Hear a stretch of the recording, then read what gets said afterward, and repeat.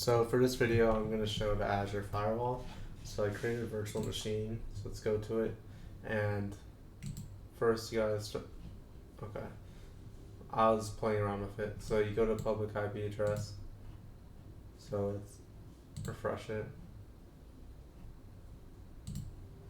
Fine. Go to all resources. Here's the public IP address. And you go to where it's associated to. It should be its NIC, but it's not there. So because I just disassociated right before, but here you go to NIC. And it's attached to our virtual machine. You go to ipconfigs and ipconfig, and you disassociate it. So that's what you do first to get rid of the public IP address. So the reason why I disassociated was because I want to connect to the virtual machine through the firewall service and not through here. So the next thing you do is go to the VM and create a new subnet. So you go here, go to subnets, and you can create a new subnet.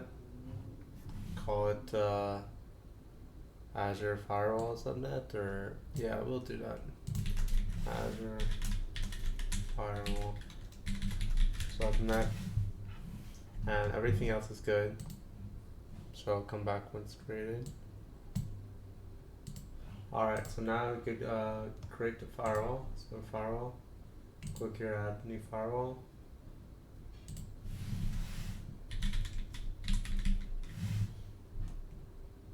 East US, we'll keep it standard. We'll use firewall policy. So we gotta create a new policy.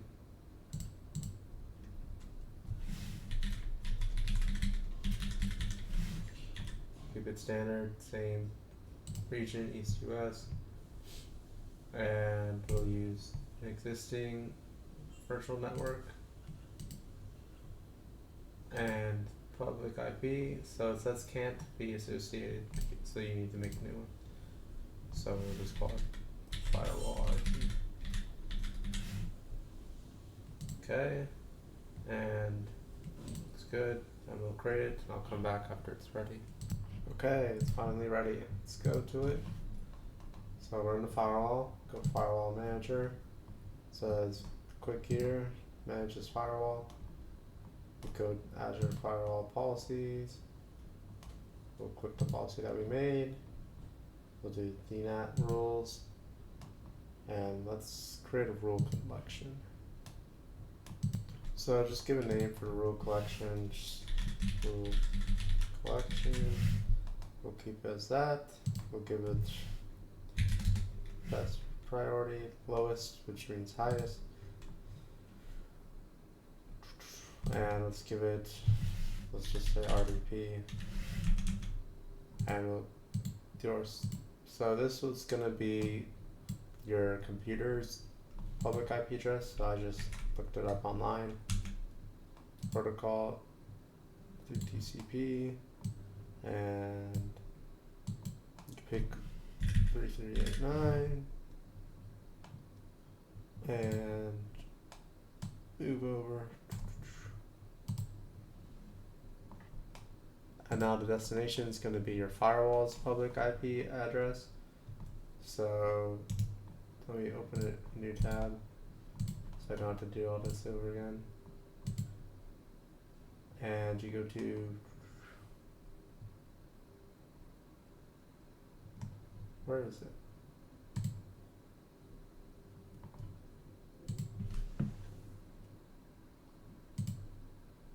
No, it's not there. Give me a sec. Oh yeah, because we're in firewall policy right now. So I need to go to firewall, overview, and here's the public IP. But that's just a name, so let's go to public IP configuration. And here it is.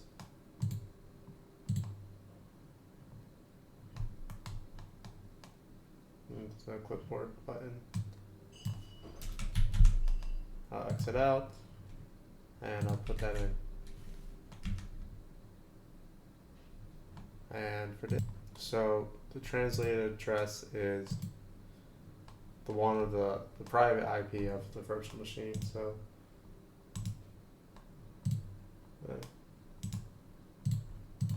let's go to the virtual machine and get the private IP address. Here it is.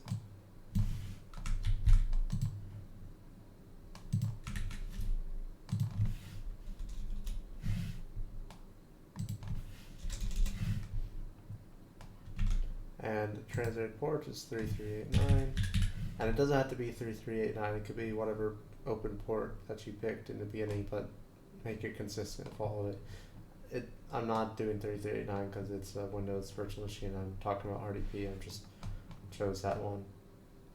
Anyway, it's good, so let's add it. So anyway, the policy is put in place. Boom. For the rule collection. And now let's actually test it. So let's go to our virtual machine.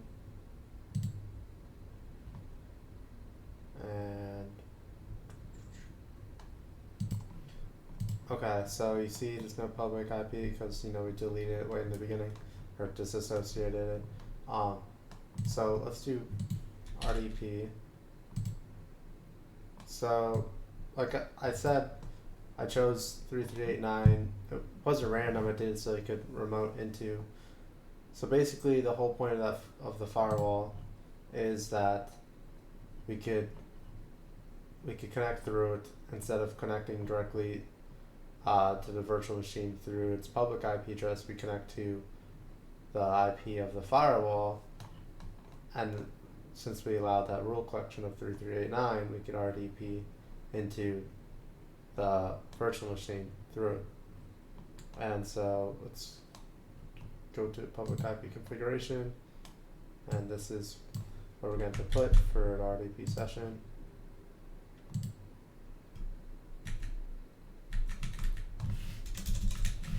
Oh my god. I guess I'll type it. Oh. Okay, whatever, it's not working. 20.85. 12, and then 3389. Support. Let's connect.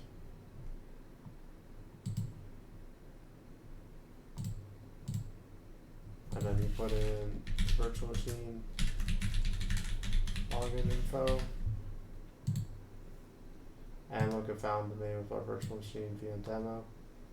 Say yes. And so that's how you could use Azure Firewall to create a policy and a rule to filter traffic, I guess. So now you can keep your VM safe from the public, and you just use its private IP address through the rule, so you connect through the firewall, so it stays safe. And I'm just going to stop here.